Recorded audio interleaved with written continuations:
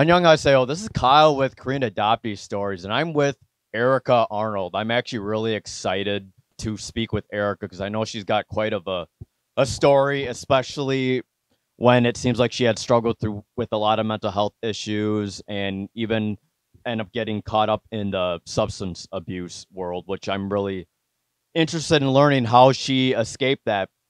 I guess recently I dated someone that kind of had a similar background, and apparently I feel like she's still caught up in that kind of world. I'm kind of curious what Erika has done for herself to want to change her life and make things better. So here is Erika Arnold, and go ahead and introduce yourself. Can you tell us where you're from, a little bit about your adoption story, if you will, please?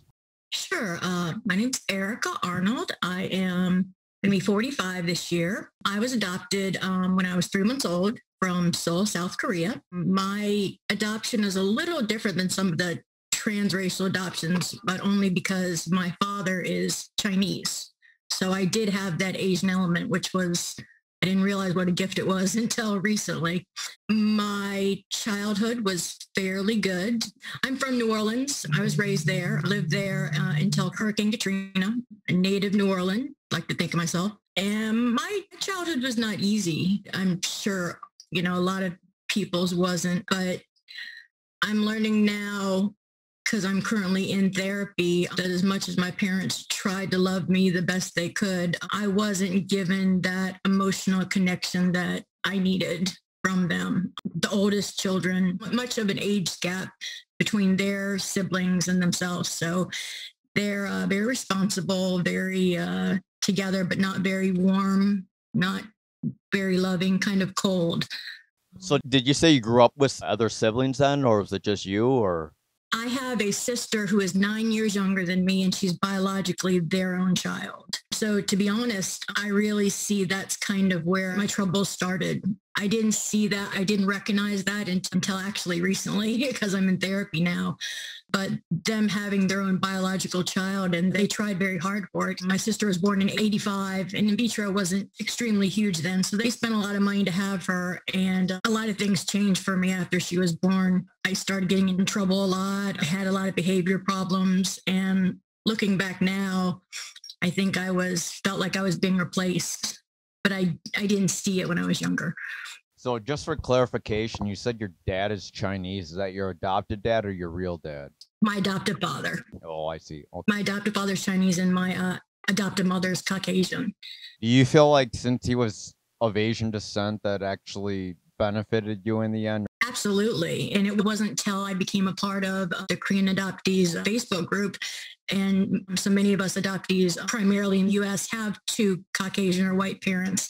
I see now what a gift I was given because of my father's Asianness. I got to experience, both sides, a little bit of Asian culture, if you will. And to be completely honest, I personally felt like their child.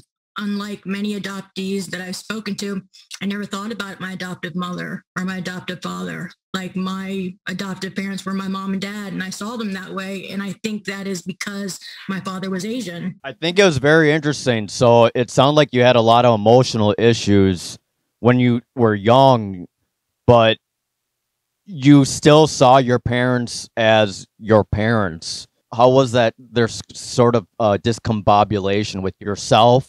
What kind of things kind of led to those issues aside from what you just told us? Honestly, for me, I wanted to forget I was adopted altogether. It was part of my life that I wanted to erase. And if anything, I was ashamed of it. I never even told people that I was Korean until I stopped using drugs and actually got honest with myself. So I would lie and I would say that if people asked me what nationality I was, I would say my father's Chinese, which he is, and my mother's Caucasian. But anything about my Korean heritage, I totally rejected because I so wanted to feel like I was their child, if that makes sense. Do you feel that the fact that you kind of, let's say maybe you didn't want to identify as Korean, do you think that maybe contributed to negative behaviors growing up? I don't think completely. Well, at least what I'm learning from my therapist. And we've only been in therapy for about 6 months, so it's still very new.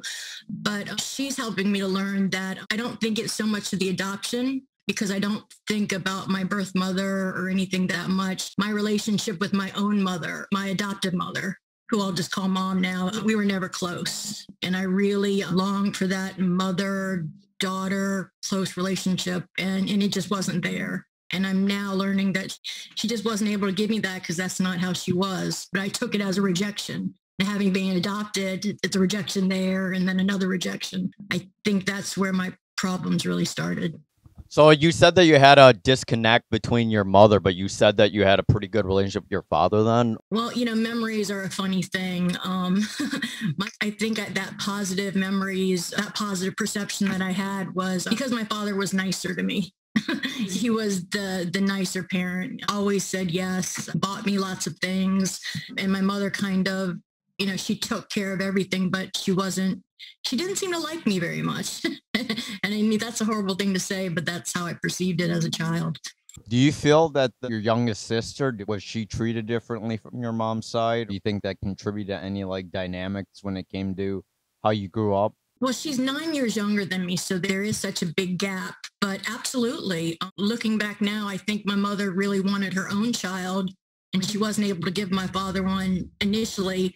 I think adoption was like the second best thing, but it still wasn't her child. And yes, I believe my sister was raised with a little more love. It sounds like your dad actually wanted more of the adoption than your mom. Is that correct? Since he had a better relationship with you, it sounds like. I think the adoption was wanted by both of them. I wasn't diagnosed as a child, but as an adult, looking back, I can see I definitely had ADHD, a very hyper child, and I think our personalities just didn't mesh very well. I don't know a lot of adoptive people that I've talked to as children. They really want that love. They really want that acceptance. And when someone doesn't give it to you, you automatically think it's your fault. And whereas some children might really strive to get it more and be super sweet and super accommodating, I was the opposite. I was very mad. I was very angry. I was like, what's wrong with me? And if you don't like me, then I'm going to hate you. And I acted out. I'm not trying to make excuses, but I was not a very easy child to live with, definitely in my youth. So kind of describe your childhood through school. How did you do in school then? Were you able to study, or were you kind of still acting out at that time? Well, up until middle school, yeah, I didn't get good grades. I didn't study. It wasn't because I don't think I could. I just didn't want to. School was not something important to me. I didn't have any friends. Nobody really liked me. Everyone picked on me. It wasn't until I reached puberty and started high school that everything changed, because I kind of developed or went through puberty. Was that for the better, or was that a bad experience? Looking back now, I mean, I thought it was great. I mean, when I turned 13, I thought it was great. It's like everyone likes me now. Boys want to date me. But as an adult, it's such a false premise, because you think that everyone's going to judge you by the way you look, how pretty you are, how thin you are. And now that I'm getting older, I've had to reevaluate those values and realize those are not the values that serve me best and that I really believe in. So I'm curious, you kind of alluded that maybe you identify with some Asian heritage, but my curiosity is, did you ever deny your Korean self versus being more American, or did you actually have some interest in the Korean culture at all when you're growing up, or not really? Or what is your thoughts on that? Not the Korean part at all. Like I said, I totally didn't want any part of it. I so much wanted to believe that I was their child. And since my adoptive father was Chinese, it was something that could be easily believed. In the very beginning, when I was younger, I actually took Chinese class, a Chinese lesson. We were very immersed in my father's Chinese culture, but no Korean culture. And primarily, I think it was because I didn't want it, because I so wanted to identify with being their child and not being adopted. I was very ashamed about my adoption. It wasn't until I stopped using drugs and got clean that I really began to examine why that was. So I was curious, with your adoption, did your parents speak to you about your adoption when you were a child? or was it something that was kind of not spoken about often? I've known I was adopted from as long as I can remember. Growing up, there was a picture in my room, that's a little print that was framed that said, "Not flesh of my flesh, nor bone of my bone, but still miraculously my own. Never forget for a single minute, you didn't grow under my heart, but in it." So I knew, and it was a picture of a blonde lady holding a little dark-haired baby girl. So I knew from as long as I can remember that I was adopted, but I was ashamed of it.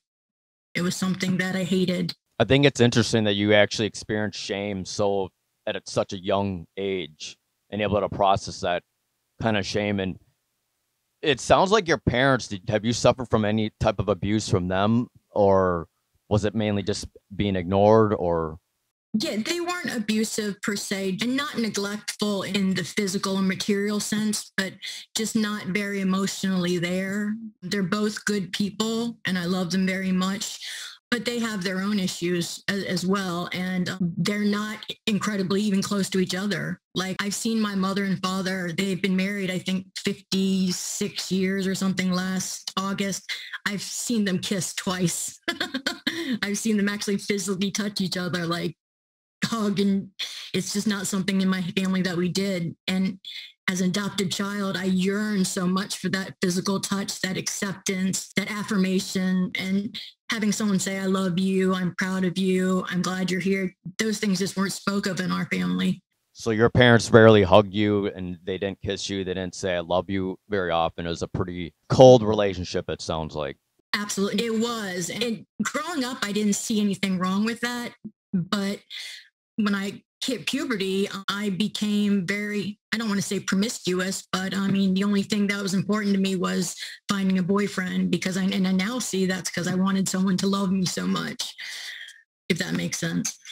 That makes sense. It's kind of like you felt like you weren't accepted and loved and when you were a child, but then once it changed, you kind of embraced kind of the change that you were going through. So I was curious now, when did you start dabbling in that world of drugs, and could you describe that experience? How old were you, and maybe a little bit about your lifestyle with that? Sure. Believe it or not, even though I was raised in New Orleans, I didn't drink or try marijuana or hadn't done any drug until I was 22. So pretty late. I bartended at Chili's. If anybody knows the restaurant culture, there's a lot of drugs, Yep. a lot of partying when you get off work. And I was introduced to cocaine by two of my coworkers. And the second I did it, it was like, exhaling, nothing is wrong. I felt so good. And it wasn't like this high. I mean, it was a high, but it wasn't, it just made me not worry about anything. I didn't realize how much anxiety I had until it was gone. Like, I constantly was always worrying about something, and that was gone. And I loved it. I was hooked. I didn't ever not want to be high anymore, ever again. So there's a positive affluence from actually taking drugs. It allows you to feel better and kind of forget a lot of the pain, I guess, and with what you were feeling with. So how long were you into that scene? And can you describe a little bit about what happened between that? 16 years I did drugs, so it was a very long time. It totally destroyed my life in every single way. I didn't talk to my family for over a decade. I have two adult children. My daughter is going to be 26 this year. My son is going to be 24. It pains me to say, but for much of their growing up, I was not there. And that's something I'm still trying to, I mean, we have a great relationship now as fellow adoptees. I'm sure you can understand, for some reason, people that have been abandoned are like the most forgiving and empathetic people. So I'm very lucky that my children, they've forgiven me. But being involved in addiction ruined my life in every way. In the beginning, it's fun and it's great. But after that honeymoon period is over, being an addict is hard. And people that don't understand it, I think they think, well, why don't you just stop? Why don't you just don't do it anymore? And I can only speak for myself, but I couldn't stop because I couldn't exist in a world with the pain that I carried. And drugs, for me, using substances, it took that away. It didn't make it go away, but it took the feelings away. And I couldn't even imagine living life without it once I had done it. once I had tried them. Did you just do cocaine or did you do multiple types of drugs like meth or? Every drug that there was, I Really? yeah. So you kind of know all the experiences. You're very lucky to actually be healthy and kind of in front of us. And that's why it's amazing to me, because I guess there's quite of a loss with me. I dated someone just like last year who was kind of stuck in that drug world, and I tried to get her out of it, and her heart's towards that other guy that does drugs too. And I feel like, to me, it's a lost cause. But in the end, I feel like there must be some sort of something with whatever happened with you, for you somehow were able to get out of that kind of scene. You did like everything. I think you said you experienced homelessness, and did you experience abuse at all, or rapes on living on the streets? Could you just describe a little bit about the lifestyles as the drug addict, and maybe the ones that stand out, if you could, if any? I did. I've been raped several times. Oh gosh, so many negative things have happened in my life because of drugs. I mean, I've been raped, I've been homeless, I've done things that I would never do to get drugs. It was a very shameful part of my life. And because I had so much guilt and shame for not participating in my children's life then as much as I would have wanted to, I know that perpetuated it and made the addiction last longer. I mean, addicts have a saying, that the worse we feel, the more we use, and the more we use, the worse we feel. It's like this never ending prophecy that Cycle. Right. It's not healthy. And for myself, I guess we're talking about bad things.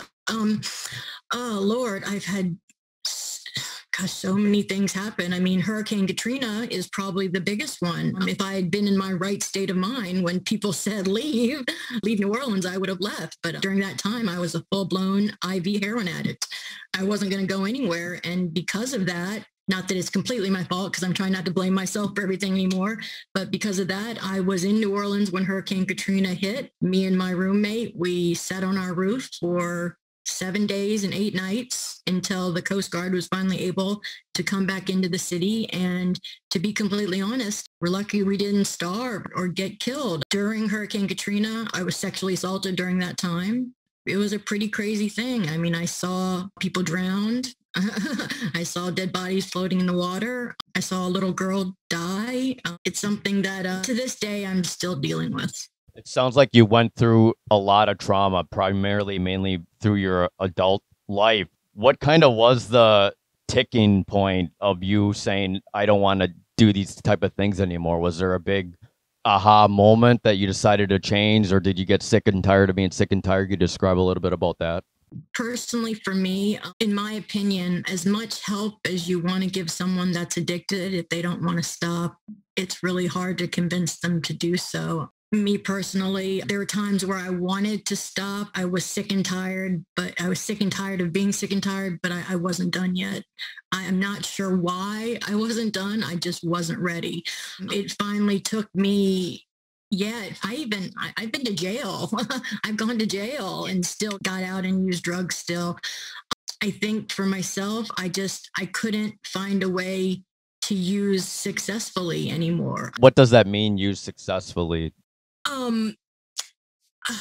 Gosh, it wasn't fun anymore. It wasn't enjoyable. And all the bad things that come with being a drug addict, you get to a point where when you're using substances, that can't even take it away anymore. Take away the internal pain or the internal struggles that you're having. And those struggles are why you're using in the first place. I mean, I think in my personal opinion, most addicts, something's happened. I'm not sure exactly what that is for other people, but you're searching for something. There's something missing. I mean, people that are normal, functioning human beings, I don't think they become a hardcore addict unless there's some kind of trauma.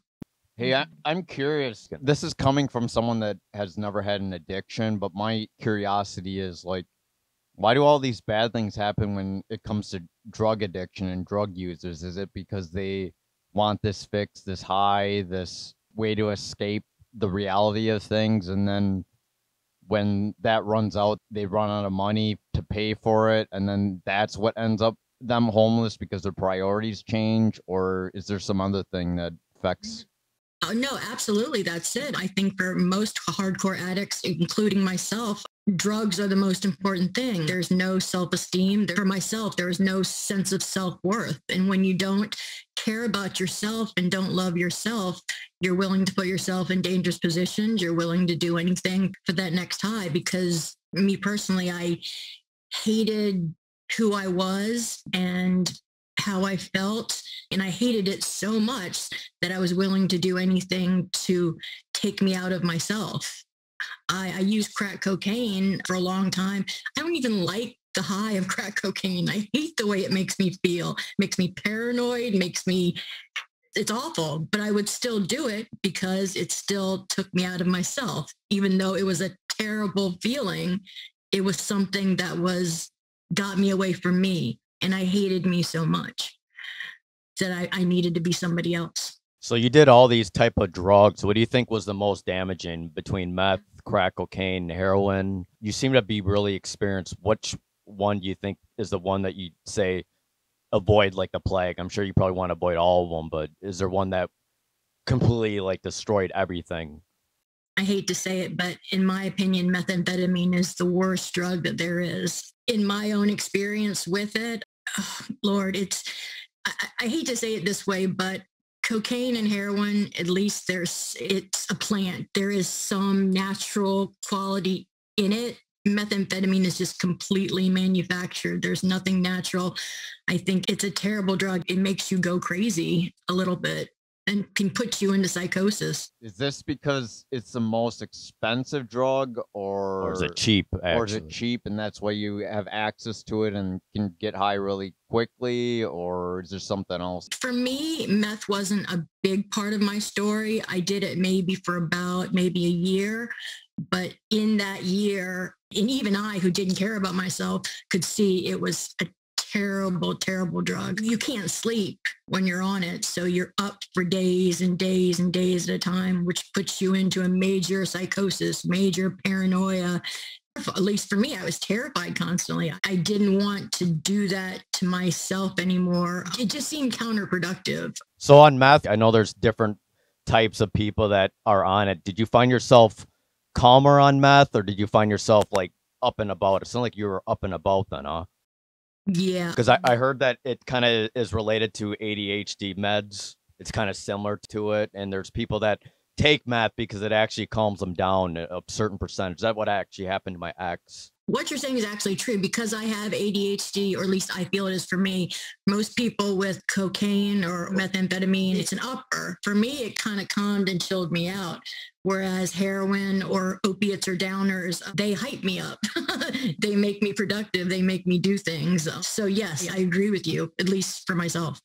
I'm curious. So you were kind of going through this stage of just abusing a whole bunch of drugs. Do you feel it's like, I don't know, it's hard to diagnose shame, but do you feel it was due to depression or Your deep depression? your adoption, maybe?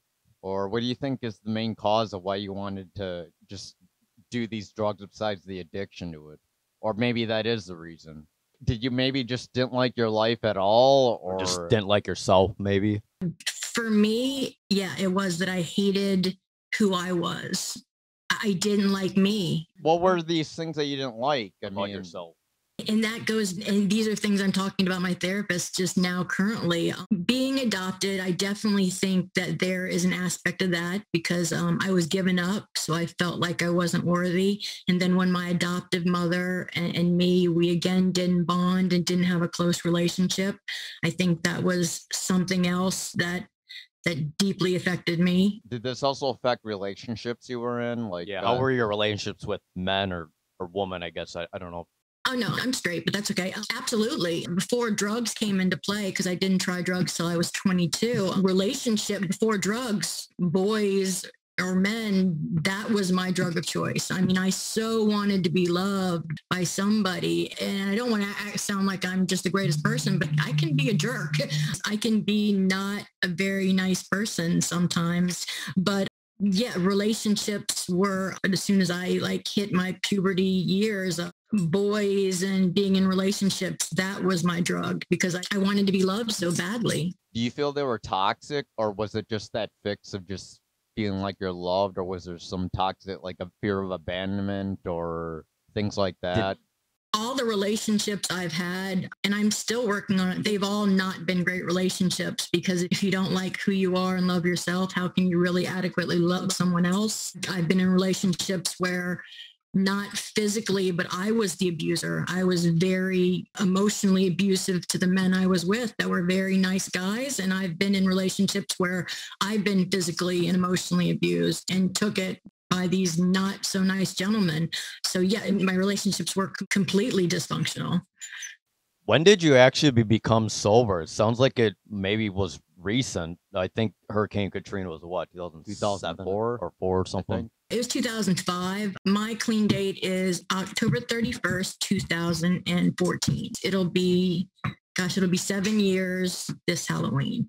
Oh, congratulations. What was that date and why you chose that date to quit? Was there something special going on? Maybe you're traumatic incident. Maybe you're in like Narcotics Anonymous, or was it in the hospitalization or meds Jail, you're on, maybe, or therapy? Or I've stopped doing drugs many, many times. Jail has been a reason. Because I was in jail, that's been a reason before. But this particular time, I checked into a rehab center, and that was the first date that they had the bed. It wasn't a planned date.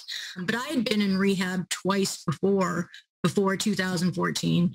But it just, like I said before, I was sick and tired, but I still wasn't ready to stop. is rehab considered voluntary or no? All of mine, well, actually, I was going to say all of mine were voluntary, but that's not true. I did have one court-ordered rehab that I went to, and I went to it, and then as soon as it was over, I started using drugs again. How were you able to overcome it in 2014 then? What was that reason why you've been sober that long now? Was it your kids growing up maybe, or maybe you're in like your network? Like, I guess people use drugs is because maybe their best friend or their significant other uses drugs and they get caught up in it, or they have family that get caught up in it, or things like that. I hate to say it, but for me, those weren't the cases. For me, I used drugs alone. I didn't have friends that were using drugs. And if I did, I didn't use them with them. I was so selfish and wanted it all for myself. And when I got high by myself. And that's not a norm. From what I've heard from many other people, that's not very normal, or that's not the norm. That's what makes it even more amazing, because when you're alone doing your own thing, that's probably where you're probably the worst you can be, because, I mean, no one could stop you. But yet somehow you were able to get off that ride, and I think just awesome to me. Thank you. And to be honest, if I still wanted to do drugs now, I'd probably still be doing them.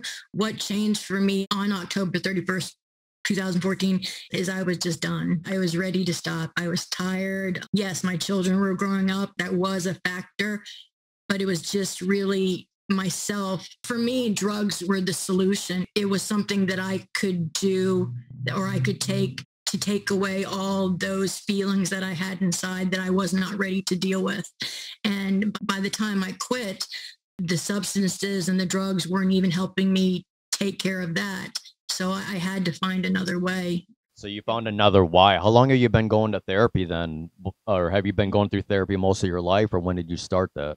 I've been in therapy a couple different times in my life, but me personally, I think you have to really want it, and you have to really want to get better. So multiple times that I've been in therapy in my life, all of them together haven't helped me as much as just these past 5 months in therapy have.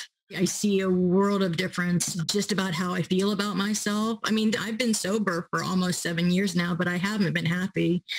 I haven't had that inner peace that I'm sure that everybody wants. I mean, I've been not using drugs, but there's still a great deal of depression and just feeling like, what the hell is wrong with me? You know, that's actually what brought me to seek therapy just this past January, because I was so depressed. I've been going through up until this year, I've been like in about a 2-year depression, where, to be completely honest, I didn't leave my house. And it happened before the whole coronavirus hit. So I was severely, severely depressed. I wasn't using, but I was severely, severely depressed.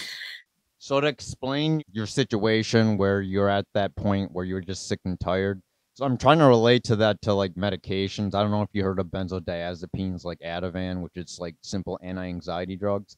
The reason why people get addicted to that is because they develop tolerance and you got to keep taking more of it. Do you feel maybe the reason why you were able to stop because the amount that you were taking was no longer giving you that fix or that high, and the financial spending just wasn't worth it anymore? Or maybe there's some other reason?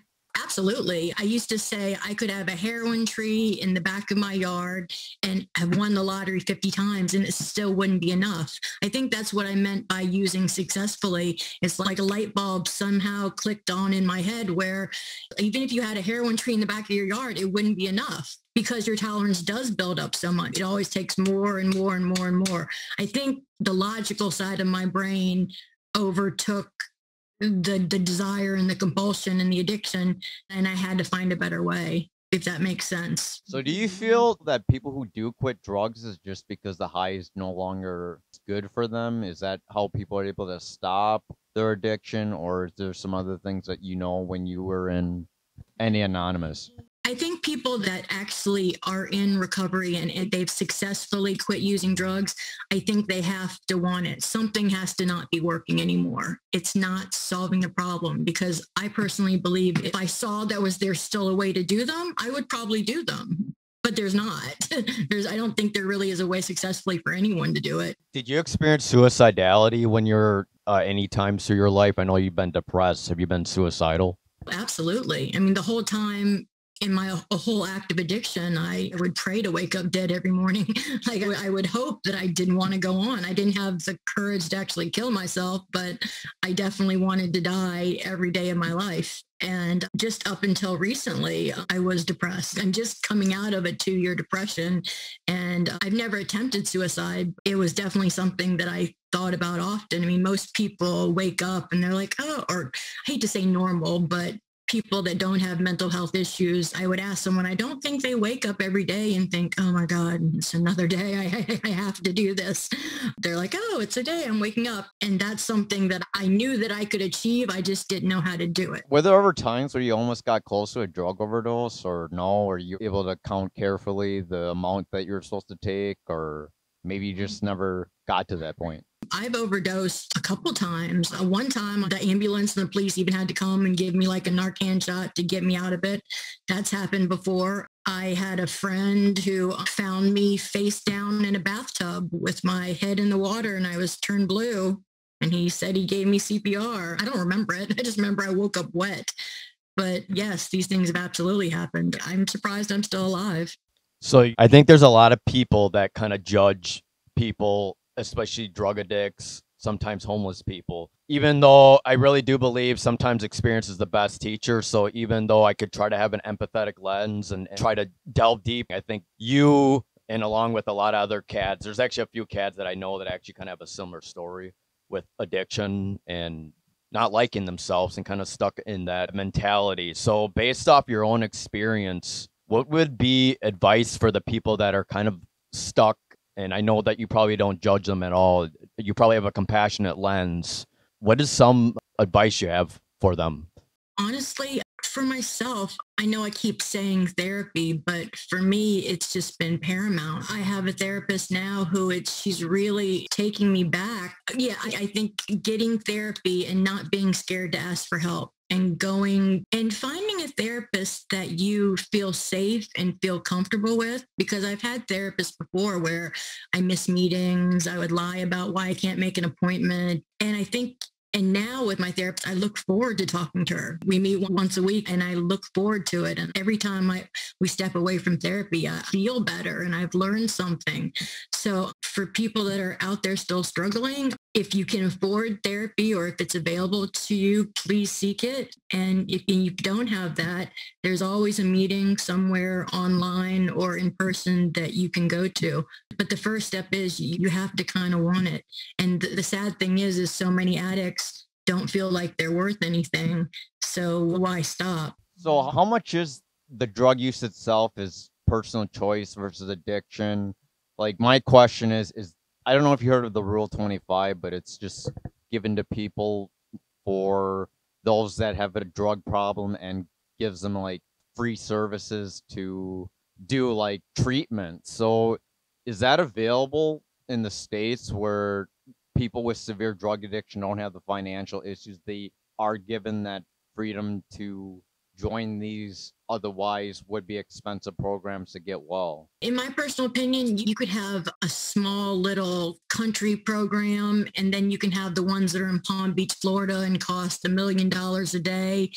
But I think it's the individual person. I think it has to be an individual case by case basis. Do you think treatment is actually the really go-to, and do you think it's realistic for someone to be able to stop? I guess I'll tell you a little bit about my experience about with my ex. I'm pretty sure you kind of maybe understand the similar environment. I actually ended up going to where she lived at, and when I went there, wow, it was a terribly dark world. She had cat everywhere. It was a complete mess, like a garbage can in a room. And then when she was sober, she kind of realized, wow, the cats weren't getting fed, the house wasn't kept up, and it's one of the saddest worlds I ever experienced. That I'm kind of glad that I never went into that kind of environment. So after that, I'm kind of curious. I'm sure since you did a lot of drugs, do you have a huge network of people that were drug addicts, or when you decided to get clean, did you decide just to cut them all off? Because the issue with me and her is I know that deep down she loves her ex, who he is a drug addict. He like abused her, and accordingly, whether it's true or not, raped her, but she still has feelings for him and loves him. My opinion, if you want to really change your life, you got to cut those type of people off. Did you yourself cut those type of people off, or they call them plugs? Are those plugs still in your life, or what's your opinion on that? Because I guess the question is, you might have done it yourself, but you had to have drug dealers, and you must have befriended a few of them. Absolutely. When I quit drugs for good, I threw away my phone or got a new phone, lost all numbers. You have to change people, places, and things. That's one of the first rules. When you decide to get clean, you have to change your whole way of living. You can't go back to the way it was, because those people, places, and things are going to pull you back into it. But it really has to start with the individual person, which I know is probably not what you want to hear or is heartbreaking. But if someone wants to keep using drugs, there's a reason. I feel that they have to want to do it themselves. How can we help them recognize it? In my personal opinion, you have to just like cut them off. Yeah, it's so painful for me because I don't know about whether he's supposedly he's sober, he's in jail. And this is my own question.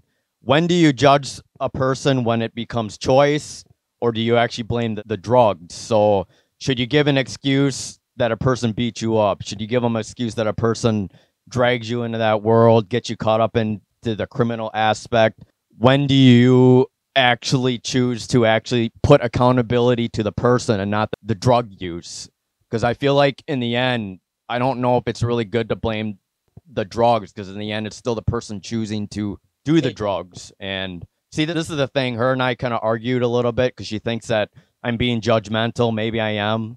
Because I'll be honest, I never delved into that world. So deep down, I enjoy the stories. I like the heart-to-heart talks. I try to be empathetic, but I never done it. So I'll be honest. She could be right. I don't understand. But I really feel like if you really want to change your life, you have to cut the people, even that you love, that do the damaging things. Did you actually find yourself in a relationship that did drugs? It sounds like you never were codependent with somebody that did drugs that kind of pulled you towards them, or did you have to cut anyone off, or maybe your loved ones off? Yeah, well, I only had one boyfriend that I used with, and it totally destroyed our relationship. It tore it apart, and it was more on my side than it was on his. There were tons of times he wanted to stop using drugs.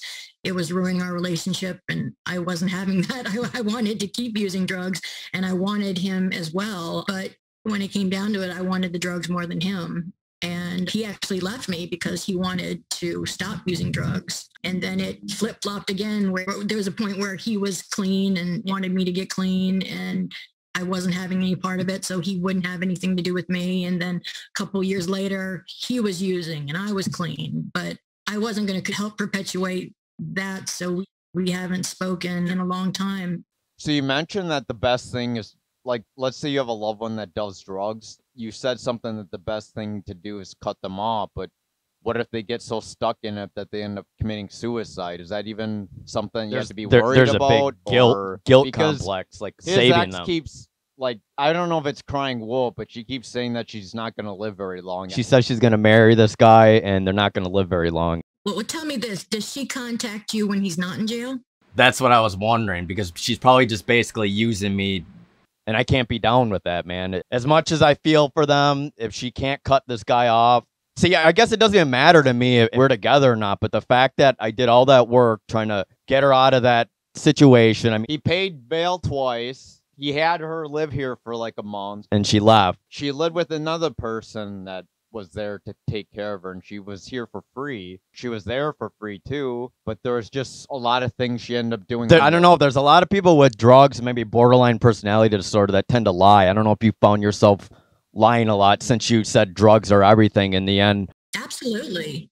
It's sad. It breaks my heart because I know a lot of people that do drugs, they're probably at the most vulnerable moments of their life and they need the support. But at the same time, when you give them the support, they might just be using you and take advantage. And there's like the only way they can learn is to let them just suffer alone, which it pains me. I had a blocker today. It's her birthday today. But do you still feel that's what you need to do, is cut people off, those that your loved ones? Is that something that you have to do, or is there another way around it? Can you somehow convince them to quit, or is that actually out of the picture? A hardcore addict, I don't think you could convince them to stop. There's this phrase that's set off in the rooms: you can't love somebody to death. And if you continue giving them money or giving them some kind of support, whether it be financially or emotionally, you are contributing to their addiction. Yep, exactly. By telling them it's okay. And I've had many relationships. You have to understand, addicts are manipulative, lying people. And I'm sure she might be a very great girl, but she's not herself now. The drugs are speaking for her. And I have tons of people that I used. And when I got clean, I had to call so many people and say, I'm so sorry that I have a guy that's still in love with me. I stole his car. I stole his car and drove it from Florida back to New Orleans. And this guy is still in love with me. And this year when I started therapy, I'm like, I'm so sorry. He's like, you didn't treat me that bad. I'm like, I stole your car. What are you talking about? And to me, honestly, if she really wanted to be with you, she'd probably be there with you. I already pretty much know I'm second best. That's why I realize just the fact that she's still choosing to go back, I can't be there for her. And that's the sad reality. But right. And you deserve better than that. Yeah. I pretty much told her I need to have self-respect. So do you actually still believe that tough love is the only thing you can give drug addicts? And you would even recommend it for yourself too, it sounds like. I don't know if it's the only thing that you can give, but if the continued support to the person addictive is causing you pain and it is not helping them, who does that help? So let's say a loved one who's drug addict cries out for help, saying they're suicidal, say they want to commit suicide. Should you listen to them, or should you just let them sit in their own beliefs? Because I don't know if they're crying wolf, or if they just want attention, or how much of that is the drug need in itself. In my personal opinion, I've told every lie, every scam in the book if I needed something to get what I wanted. My question is, if someone's suicidal that is a drug addict, should you believe them? I mean, how many times has she told you that? Quite often. Is she dead yet? No. And I'm not trying to say bad things about her, but as long as you're still going to be there for you, she's going to keep saying these things. Do you know what I mean? True. See, the story behind her is that what initially kind of made me have a little bit of compassion, empathy, is the fact that I feel like a lot of her trauma was, as a child, she found who her parents was, and they went to Korea, but when they went there as a young child, they pretty much shoved that door in her face. And I think she never became the same ever since. But at the same time, as you get older, how many times do you have to keep going back to that same feeling? Because in the end, when you're an adult, you've got to try to find better ways to cope and heal with that. I mean, like I said before, you can't love someone to death. I mean, I'm sure y'all watched Intervention before, or all the TV shows. And their stance on it is you can love the person, the addict, to death. You have to have your boundaries, have your bottom line, say this is what I'm going to take and this is what I'm not going to take. It's your addiction, but you can't let your addiction affect me. And if it's affecting me in negative ways, that's not fair. And I'm sure an addict, they're still in that addict place. They might not empathize with it, but they're not in their right state of mind. So you can't talk to them like a normal person and try to reason with them because that reasoning is not there. The drug is fueling the drug is their motivation.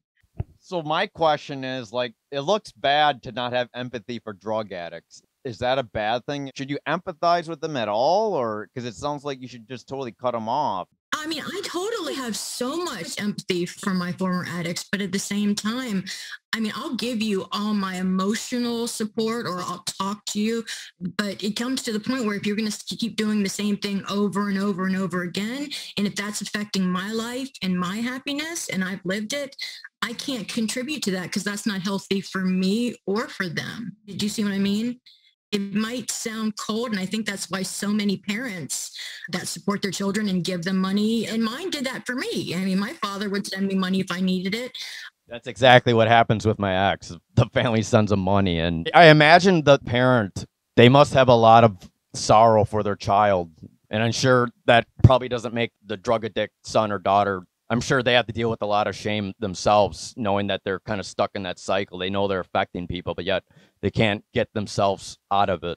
Being in the grips of addiction is it's a really lonely place to be. I mean, it's terrible. If you're putting drugs into your body, it already shows you how much that you don't care about yourself. Not saying that there's something totally wrong with that person, but they're in that addict state of mind, which I don't think they don't have a concept of trying. I mean, you can't use successfully. If you're an addict, you can't use just a little bit.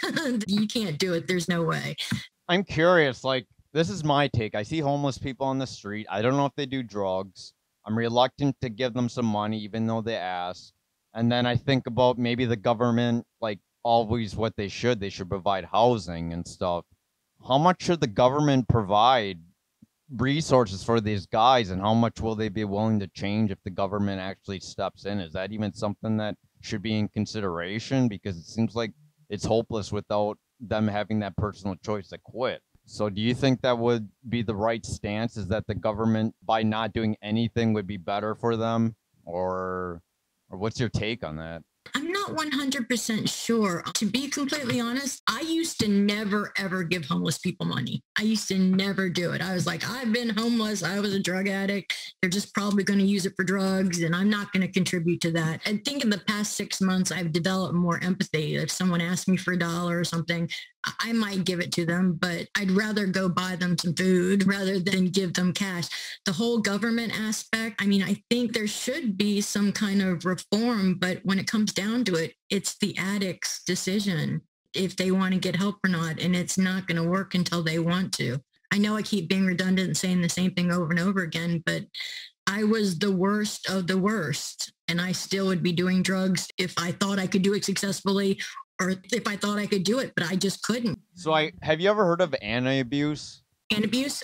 Yes. I don't know what they call it, but anti-drug abuse, or is there something that people can get to stop their drug addiction or helps with that? Or is there something that exists? I mean, it's not easy to find, but if you have a phone and you can get on the internet, when I was ready to quit, it was fairly easy for me to find a rehabilitation center. But I was going to say, and a lot of them, if you don't have insurance, they will help you get insurance while you're there, because anyone that's homeless, you can say you're homeless. When people are in these situations, and like, I guess people can die literally if they don't get their fix. And my question is, they give you something, but what is that again? Like, they give you some type of drug to ease the addiction. I don't know. Do you know what I'm talking about or no? Every person's different. I guess it depends what kind of addiction you have, but the only 2 drugs that actually can cause you to die from withdrawing are alcohol and benzodiazepines. Benzodiazepines would be Valium, Xanax, and Klonopin, all those things. I always thought heroin, you can overdose from heroin. Oh, you can overdose from it, but the withdrawal is not going to kill you. Oh. Yeah. I mean, I'm sure there's very severe cases, but it's alcohol and the benzos that in the withdrawal, you risk having a seizure, and that's what kills you. Was meth the hardest one that you had to withdraw from, or which one was the hardest one of all the ones that you tried to withdraw from? Absolutely heroin, absolutely opiates. And because you build up a physical dependence, like, the opiate receptors in your brain, it gets attached, probably speaking scientific speak, but the opiate addiction is heroin. It's physically addictive, and you actually physically feel, you're not going to die, but you feel like you want to die. Whenever I think about actually using now, if it pops into my head, or if, for me, one of the biggest things is, oh, I'm bored. People are always going to be bored, but I'm bored and my mind might wander. I think of my withdrawal and the last time I used and how terrible it felt. And I don't want to ever feel that way ever again. So it sounds like the lows, despite that you feel depressed still, sometimes you're struggling with suicidality, you find that doing the drugs aren't worth it, it sounds like, for the past 7 years of you been sober. And is that the kind of advice would you give to people? If you have the resources, look for someone that's still using. If you want to stop, the help is there for you. If you want to stop, it's there. I mean, there are numbers you can call. There's so many 1-800 hotlines. There's so many rehab centers that might take you a couple of weeks to get in there, but a couple of weeks is nothing. And I mean, in the span of a year, if you really want the help, it is there. I do think that, though, addiction, for most people, the addiction is not the problem. The actual drug is not the problem. The drug is actually the solution, not the problem. The problem is something deep down, some kind of trauma. It's different for every person. But once you address that, then I think the healing can begin. Because as I said before, I haven't been using for almost 6.5 years, but those 6.5 years, I was still completely miserable. I wasn't using, but I was not a happy, only semi-functioning person. I'm curious, were you ever diagnosed with depression or mental illness that your therapist seen you with, or? I mean, I have been diagnosed. Official diagnosis is PTSD and extreme anxiety. And the PSD is from some things that happened during Hurricane Katrina, but my addiction started before then. Have you suffered from any other self-harm, like eating disorders or cutting? I personally have never cut, but I was a ballerina for many, many years. So eating disorders are not foreign to me at all. And I don't have them now, but I do still struggle with the way I look. I always think I can be thinner, but now I'm learning to give myself grace. Since you're struggling with depression, would you ever consider medication, or have you tried that route? And oh yeah, I've been taking medication for years, and for over a decade. It was only like the past 2 years when I'm like, everything is fine in my life. I live in a beautiful house. I have a wonderful family. I'm reconnected with my children. I have an as good as I can relationship with my parents, but there's still something wrong. Like, what is it? And I was on a depression medication and anxiety medication, but I still wanted to die. I mean, I wasn't going to kill myself, but I can't live this way. I was so depressed. were you able to pinpoint that, or you're not sure? Or the therapist that you've been working with now, what kind of solutions or advice has she been giving you? What she's doing with me is, what was paramount is that it's not my fault. There's nothing wrong with me. For me, it was, as much as I loved my adoptive mom and my adoptive dad, they were not, and as good of people they were not able to give me the kind of love that I needed. And her telling me that, even though I didn't believe it right away, and I didn't believe it right away, that was paramount for me to start understanding it. I didn't believe it at first, but I understood it. What she had me do was draw a picture of myself or find a picture of myself. So I found a picture of myself. I found a picture of a little Asian girl, and she was like, "This is little Erika." And, and she was like, "Erika, do you as an adult, do you feel like you deserve love?" And I was like, "No." And she's like, "Look at the picture. Does little Erika deserve love?" And I'm like, "Well, yes, of course. Little Erika didn't do anything." So this might sound silly, but for me, it was because my problem started very, very young, like 5 and 6. So that's why she has me look at little Erika. It sounds like this is the process of kind of healing your inner child, which was our previous interview with Sasha Fragone, who kind of had drug addiction and a lot of mental health issues as well. That is exactly what she's doing. She's helping me heal my inner child, and the peace that I feel, that I'm starting to feel, is amazing. It is amazing. I'm curious. This is kind of off topic because we've been focused on drug addiction and your past. But speaking of Korean culture, have you ever actually explored trying to find your birth family? I have not.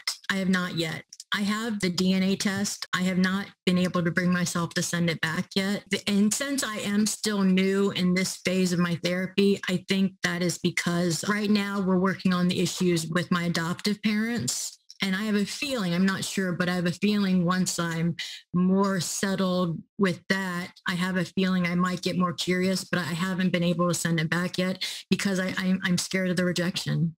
Do you think not knowing your parents or your past has contributed to the traumas and choices that you made in the past?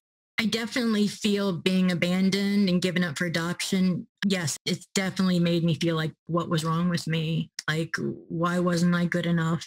And then my parents choosing to have their own biological child, my adoptive parents, that definitely just reaffirmed that belief in myself. Not that that belief was correct, but that belief that was already there from day one of being adopted. And exactly that's what my therapist is helping me do. She's helping me learn that it wasn't my fault. There's nothing wrong with me. As much as my adoptive parents were great, are good people, they weren't able to love me and give me the kind of love that I needed. And I know it might sound silly me saying it out loud, but it's made such a bit of difference having someone else say it and reaffirm it to me. I'm curious, since you did have kids, do you feel that filled up the gap or not? Did it fill up that missing part, that missing puzzle piece? I like to ask because sometimes when people are parents, it could go one way or the other. I mean, some people have kids to feel whole. How did that affect your life? It's so funny because I wanted something to love.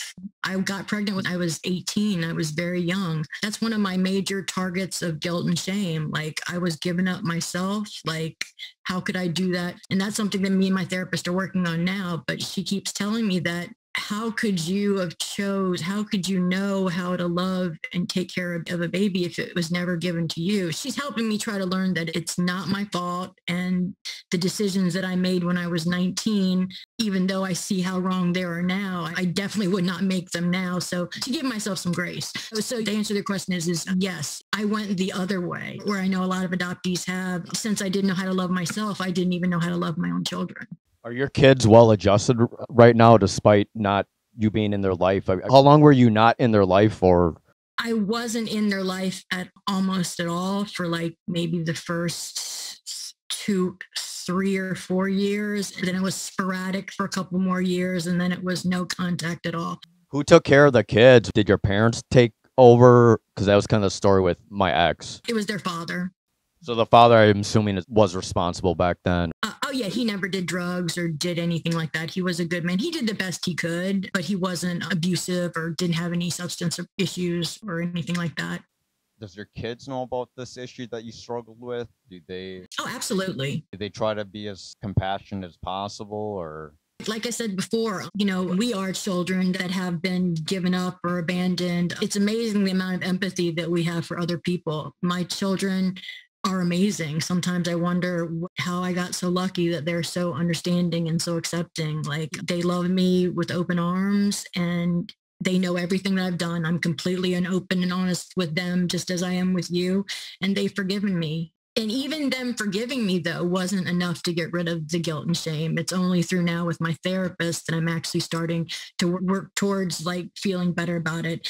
And I know what I noticed about myself is I had a hard time relating to even my own children, even though we were back together over these past 7 years.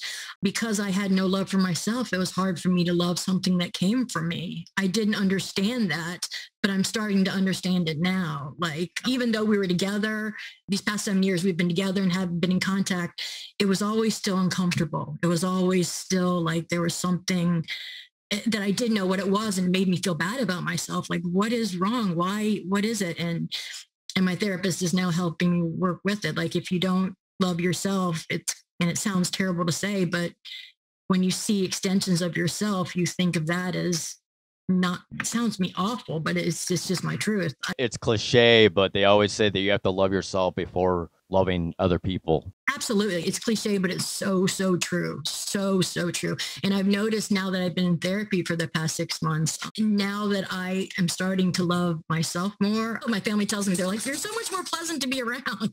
You're so much of a nicer person to everybody. And now that I can give myself grace, it's a lot easier to give it to other people. So what have you learned in therapy? What are some positive things that you do like about yourself? Positive things about myself. I'm definitely a survivor. I'm definitely that. I think I'm a pretty smart girl. I'd like to think so. And I am. I'm very empathetic. So it's off topic, but was it just recently you got interested in the Korean culture? When did you start reaching out to other Korean adoptees? Yes. I think I mentioned it a little bit before, but because my father was Chinese and my mother was Caucasian, if people asked me what I was, I'd say my dad's Chinese and my mom's Caucasian. So my whole life, I lied about what my ethnicity was. And it wasn't until I got clean. Or actually, to be honest, it wasn't even then. It was this past 6 years that I've been with the person that I'm with now, my fiance that I'm with now, that I was honest about. He is the first man I ever was honest about my ethnicity. I said, I'm Korean. A lot of people knew I was Korean anyway, but I would lie about it. And it was through connecting with our Facebook group that I actually became more interested in my Koreanness.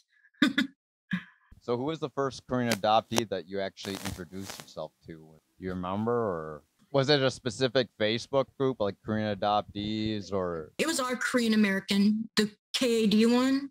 Oh, I see. Okay. Yeah. To be honest, I was going to say, which one of you is Travis? I'm Travis. I talked to you earlier. You're the only person that I've ever had like a text back and forth conversation with. Yeah, that's because I'm really handsome, and that's why you reached out to me. Actually, there's a lot of people that we tend to talk to deeply, and that's why we really like doing this kind of stuff. And I think it's really important talking about this, and I know it takes a lot of strength to talk about these vulnerable things, but I feel like you kind of have to talk about these things, and I think it could help a lot of people, especially people that are in similar situations as yourself. Have you came across other KADS that have had similar experiences with drug addiction and mental health at all, or no? I have. How is the relationship with them? Do you find a connection or no? I definitely do, but just for myself, since I've only, like, this person, new recent personal growth journey that I like to call it, that I'm on, since I've only been in therapy with this therapist who's so wonderful.